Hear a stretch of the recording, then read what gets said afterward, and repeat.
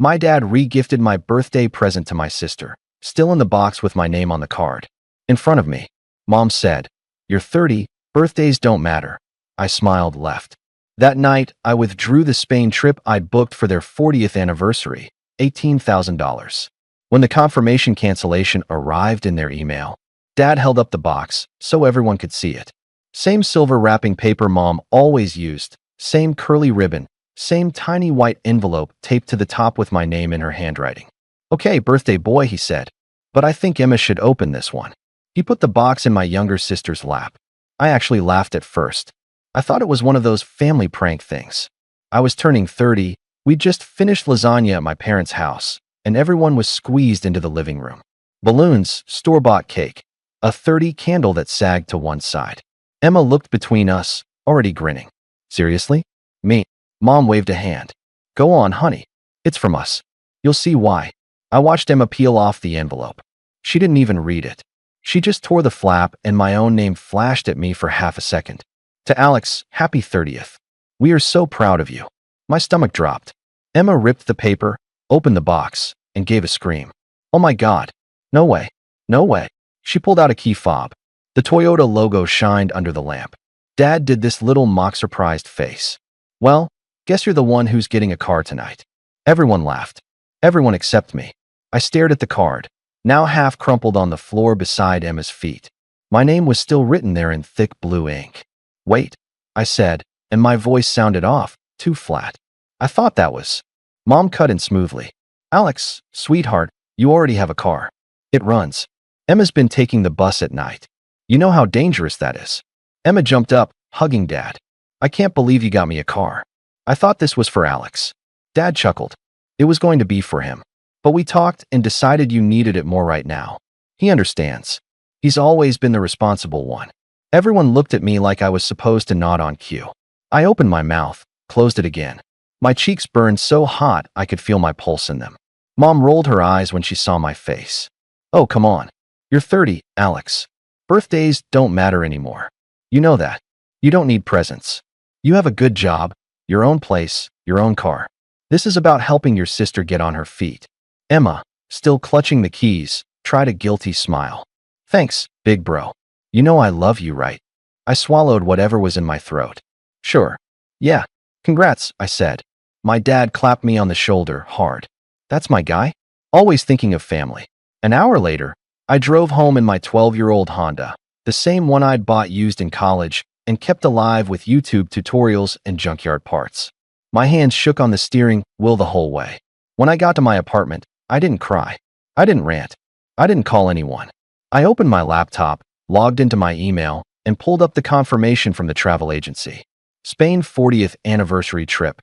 James and Carol Parker. Total, $18,047.62. Non-refundable after next week. Fully refundable tonight. I hovered over the cancel booking button for maybe 10 seconds. Then I clicked. As the cancellation confirmation hit my inbox, I stared at the subject line. "Your trip to Spain has been canceled. Full refund processed. I'm Alex, 30 years old, software engineer, single, no kids." And that moment wasn't about a car or a trip. It was about finally understanding something I'd been refusing to see my entire life. This wasn't the first time I'd been treated like the family's wallet. It was just the first time I hit cancel. Growing up, the roles were almost a joke. I was the easy one, the grown-up kid, the little adult. Emma was the baby, our princess, just a free spirit. I'm 2 years older than her. It doesn't sound like much, but in our house it might as well have been a decade. From as early as I can remember, the expectations were split down the middle. If I forgot to unload the dishwasher, it was a lecture about responsibility and how will you survive when you move out. If Emma forgot, Mom would chuckle. She's just tired. She had a long day at school. At 12, I had a weekend paper route and was saving for my first gaming console. At 12, Emma got a brand new tablet to help with homework.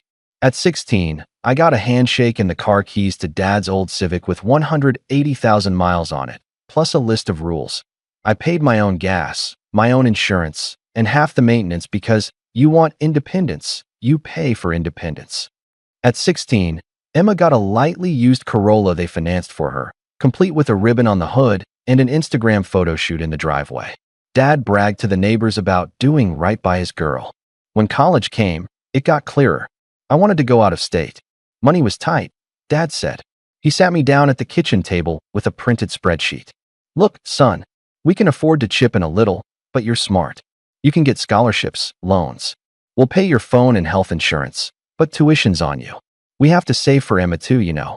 So I went to a state school, worked 20 hours a week in the campus computer lab, took out $28,000 in federal loans and another $8,000 in a private one my last year. Every time I bought groceries, I did the mental math of interest rates. 2 years later, when it was Emma's turn, suddenly the story changed. She's not like you. Mom told me over the phone. She's not as practical. She needs a good school to thrive. They pulled from a small inheritance from my grandfather that I vaguely remembered being for both kids someday, and used almost all of it to pay Emma's first 2 years at a private university. I found out by accident when Emma posted a picture of her campus with the caption, "Grateful for parents who make dreams come true. Debt-free baby." I stared at that caption for a long time. Every time I brought up the difference, Mom had an answer. "We helped you in other ways. You never asked directly. You're the one who wanted to move out so early. You're just more independent. That's a good thing." After college, I moved 2 hours away, got my first real IT job at $52,000 a year, and learned how to stretch every paycheck. Rent, loans, groceries, gas, internet. I lived with plastic plates for 2 years because I refused to carry a balance on my credit card. Meanwhile, Emma flunked a couple of classes, changed majors twice, wrecked the Corolla in a late-night fender bender, and moved back home to reset. Guess who helped pay the deductible on the car insurance just this once? Because Mom called me crying about how we just don't have the money right now. I wired them $600 that week. That became a pattern. $200 here for a surprise medical bill. $150 there because we're short for the gas bill. $300 for Emma's laptop when hers just died. Always framed as temporary. Always framed as family helping family. "Once we get through this rough patch, we'll pay you back," Dad promised over and over. They never did. By the time I turned 27, my salary had climbed to $90,000. I'd moved into a one-bedroom apartment with actual furniture and a decent TV. I still made my student loan payments on time. Still had my old Honda holding on by sheer stubbornness. Mom loved to brag to her friends that Alex is doing so well. He's so successful. We raised him right. But whenever money came up, the subtext was nasty and simple. "You're okay." She's not. "You have to help."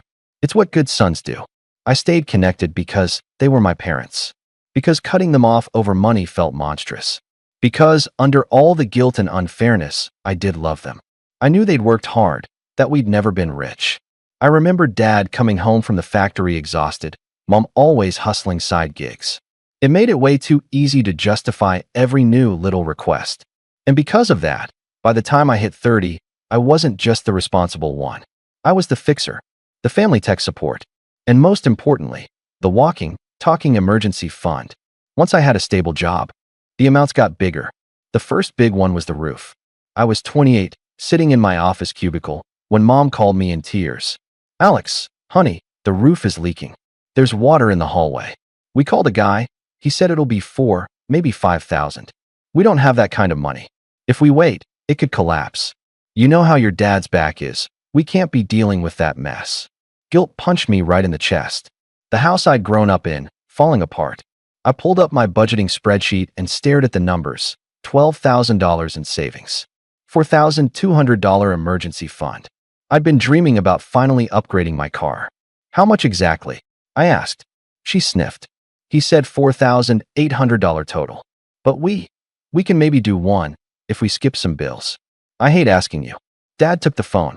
"Son, if you can lend it to us, we'll set up a payment plan. I'm talking real payments. We'll make it right this time." I wired them $3,800 the next day so they could meet the roofer halfway. For 6 months, I got $100 a month back. Then the payments quietly stopped. Every time I mentioned it, there was a new crisis. The car needed new tires. My hours got cut this month. Your sister's been struggling. We had to help with her rent. I stopped asking. It felt petty to chase my own parents over money they clearly didn't have. Then there was the dental thing. Emma cracked a tooth. No insurance. Sudden bill for $2,200. Alex, she's in pain, Mom said. You know how scary dental infections can be. We'll figure out a way to pay you back. I put it on my credit card and paid it off slowly, watching the interest nibble at my future. In the family group chat, Dad sent a selfie of Emma giving a thumbs up in the dentist's chair. Emma's angel big brother saves the day again, he wrote. Everyone reacted with hearts. Emma texted me privately. Emma, you're the best. I swear I'll pay you back when I get a real job. She never did. At 29, I got a big promotion to senior engineer, $120,000 a year plus bonus. I decided to finally start doing something for them that wasn't just plugging leaks. Mom had always talked about Spain. Her parents were from a tiny village outside Valencia she'd never seen. They used to joke that when they hit their 40th anniversary, they'd celebrate properly in Europe. So I did the math, opened a separate savings account, and started putting aside $800 a month. In 14 months, I hit my target, $18,000. Enough for business class flights, 12 nights in Spain, decent hotels, trains between cities, a nice anniversary dinner on the coast. I called a travel agency instead of just clicking around online. I didn't want to get it wrong. The agent walked me through everything. Round trip from Chicago to Madrid, June 12th to 24th, she said. Business class for both, transfers included, and we'll do a 10-day guided tour with 3 days of free time at the end. That comes to $17,420.87 with all taxes and fees. Do you want trip insurance? Up to 7 days before departure, full refund. After that, partial only. I said yes, gave my card details, watched the charge hit my account like a small earthquake. But I was excited. It felt good to use my money for something big and joyful instead of bailing out emergencies again. I kept it a secret for months. When Mom complained about bills, I bit my tongue because I was already doing something bigger. When Emma posted about needing a miracle to pay for another certification course, I didn't offer to help. I'm focusing on something else right now, I told myself. Meanwhile, the pattern at home kept grinding on. One night, I drove in for dinner and walked in to hear my name mid-rant. Emma was at the table with Mom, scrolling her phone. I'm just saying, Emma said. Alex makes, what, 6 figures now? He could buy a Tesla if he wanted. I'm drowning and he acts like I'm asking for a kidney when I mention rent. Mom sighed dramatically. You know your brother. He hates feeling needed. He thinks money is love, but only when he gives it on his terms. We had nothing at his age. He should be grateful we're still here for him. I froze in the hallway, listening. Dad noticed me first and pasted on a smile. Alex, we were just talking about you. Grab a plate. I sat down, heart thumping. Emma didn't even look embarrassed. Hey, big bro, she said. I got an interview, but I need a car that won't die on the highway. Gas is killing me. That Honda of yours is a miracle, but not everyone is a car whisperer. Dad laughed. We were actually talking about that. Your mom and I have been thinking, maybe for your 30th we can do something special. You've always had hand-me-down wheels. It'd be nice to get you into something safer. I stared at him. It was the first time in my life they'd ever volunteered to buy me something big. Like a new car? I said slowly. Mom smiled. Not brand new, obviously, but something reliable, under warranty. You deserve it. You've done so much for us. Something warm and stupid bloomed in my chest. I told myself not to get attached. I did anyway. Over the next month, Dad and I texted back and forth about models. I sent links to used Camrys, Corollas, maybe a small SUV. He insisted on going to his guy at the dealership. We'll surprise you, he said. You just tell me what color you like. Anything that's not beige? I joked. Meanwhile, I kept planning the Spain trip. I picked hotels that had elevators because of Dad's back. I picked a guided day in the village where Mom's parents grew up. I added travel insurance with a click. The agent reminded me I had until the end of the month to cancel for a full refund. I timed the reveal in my head. First the car keys at my birthday dinner, then the folder with the Spain itinerary. Finally, I thought, things would feel even. Not perfectly fair, but less lopsided. The night of my birthday, my Honda barely made it up their street. The check engine light flickered. I parked behind a shiny white Corolla I didn't recognize.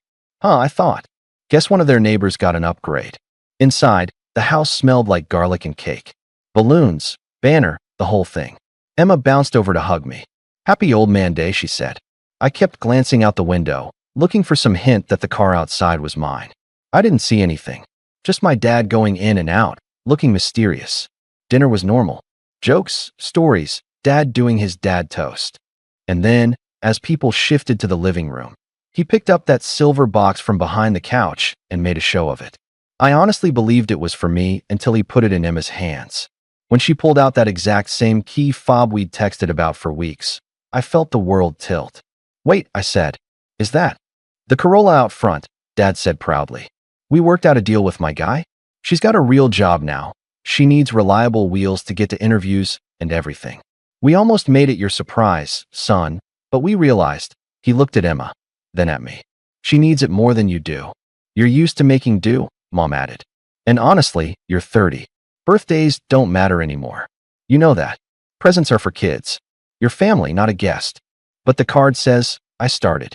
Mom scooped the envelope off the floor, crumpled it without looking. Who cares what the card says? It's just paper.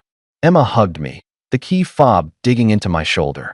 I swear I'll drive you around sometimes, she laughed. It's like we're sharing it. Everyone laughed. I didn't. On the way home, in my rattling Honda, I realized there would be no Spain reveal. No folder, no surprise dinner. They'd made it very clear how they valued my gifts versus my needs. By the time I pulled into my parking spot, the warm, stupid feeling from a month ago was dead and gone. It had been replaced by something colder, heavier, and very, very clear. The breaking point wasn't dramatic. No screaming, no smashed plates.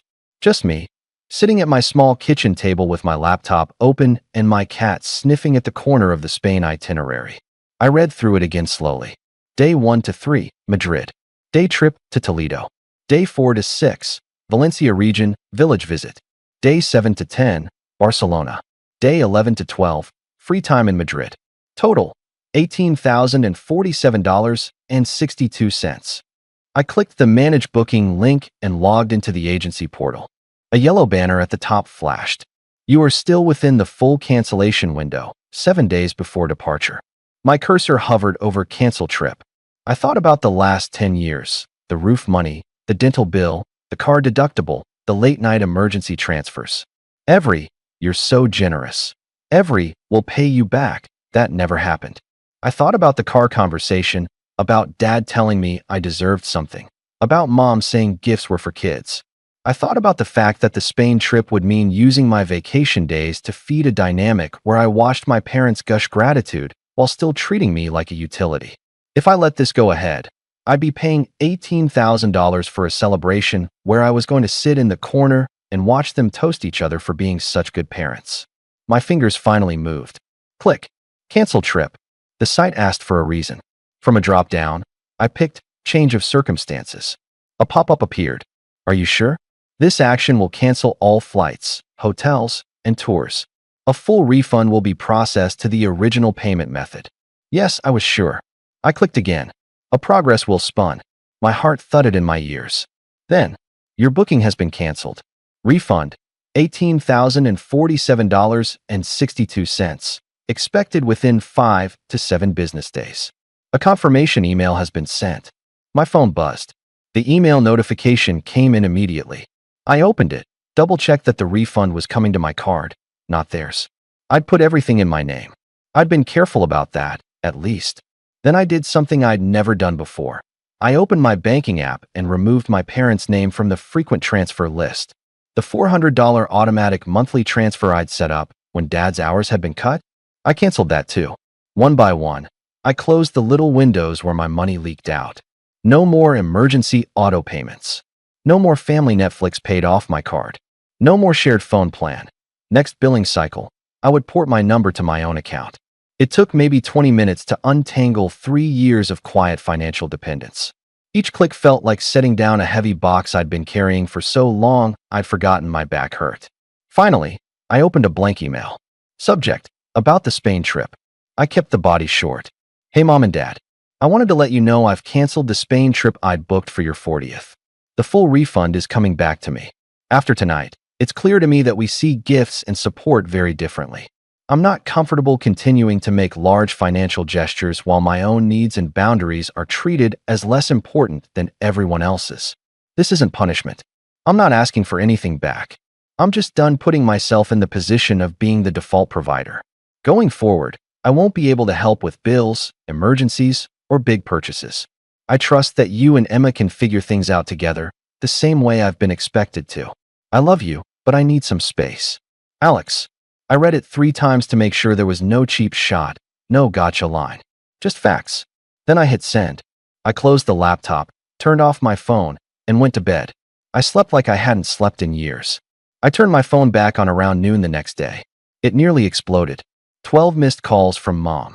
5 from Dad. 3 from home. Dozens of texts in the family group chat. I started at the top. Mom, Alex, what did you do? Mom, I just got an email saying our Spain trip is canceled. This must be a mistake. Dad, call us. Now. Emma, dude, what happened? Mom is crying. Then the group chat. Dad. Apparently Alex canceled our anniversary trip. Over what, a car? Really? Mom, is this because of last night? That was a gift. We can give our gift to whoever we want. Emma, you're punishing the whole family because I got a car? Are you serious? I sat at my kitchen table again, phone in hand, feeling strangely calm. For once, I didn't feel a surge of panic or an urge to fix their feelings. I typed one message in the group chat. Me. I canceled a trip I paid for, that you didn't know existed, after realizing I'm not comfortable making big sacrifices for people who think my needs don't matter. You chose to re-gift my birthday present in front of me. I'm choosing not to fund luxury vacations anymore. That's all. There was a long pause. Then, Mom, you're being dramatic. We did everything for you when you were little. This is how you repay us. Dad, you're acting like some kind of stranger. We're your parents. It's our right to decide who needs what. Emma, enjoy your money, I guess. Don't call me next time you need family. I muted the conversation. The next few weeks were weird. Mom tried alternating strategies. Day 1, anger. You've embarrassed us. I told everyone about that trip. How do I explain this now? Day 3, guilt. We're not getting any younger. What if something happens to us before we have another chance? Day 7, martyrdom. I always knew you'd leave us behind once you got rich. You're just proving me right. I responded once, in a separate text. I'm not rich. I just stopped letting you spend my money for me. I'm willing to have a relationship, but not one where I'm your safety net. When you're ready to talk without shouting or guilt, I'm here. They didn't take me up on it. Not right away. I started therapy a month later, after a coworker recommended her counselor. Saying everything out loud to a stranger made me realize how normalized it all had become in my head. By the time summer rolled around, the time they were supposed to be posting sangria pictures from Barcelona, my refund had long since landed. I used part of it as a down payment on a certified used hybrid. Not brand new, but quiet, safe, and mine.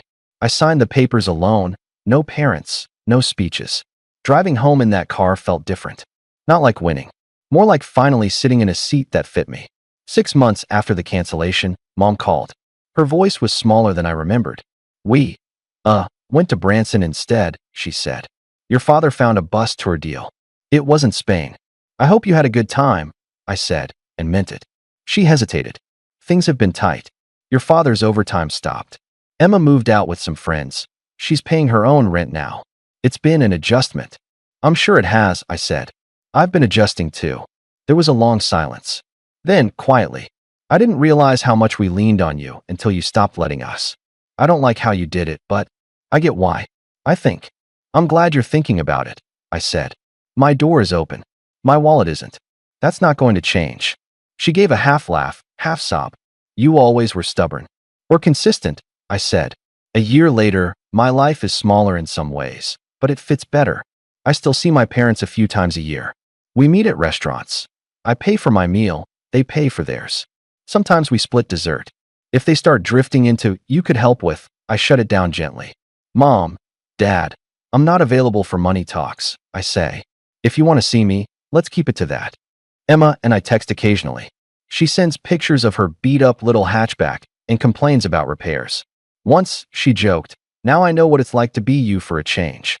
I replied, welcome to adulthood. She sent back a single eye roll emoji, but she hasn't asked me for money since. Last month, I finally used some of that Spain budget for myself. Not the whole trip, just a week in Valencia with a cheap Airbnb and long walks by the water. I sat in a cafe one afternoon, watching older couples stroll past holding hands, and thought about the anniversary trip that never was. I felt a little sad. I still wish my parents and I had the kind of relationship where that gift would make sense. But I also felt something I hadn't felt in a long time: peace. On my last night, I ate a simple dinner alone on a balcony: grilled fish, cheap wine, my laptop closed for once. I texted my therapist a picture of the streetlights and wrote, "Thanks for helping me get here," literally and metaphorically. She replied with a thumbs up. If there's a moral to any of this, it's not cancel your parents' vacations or never help family.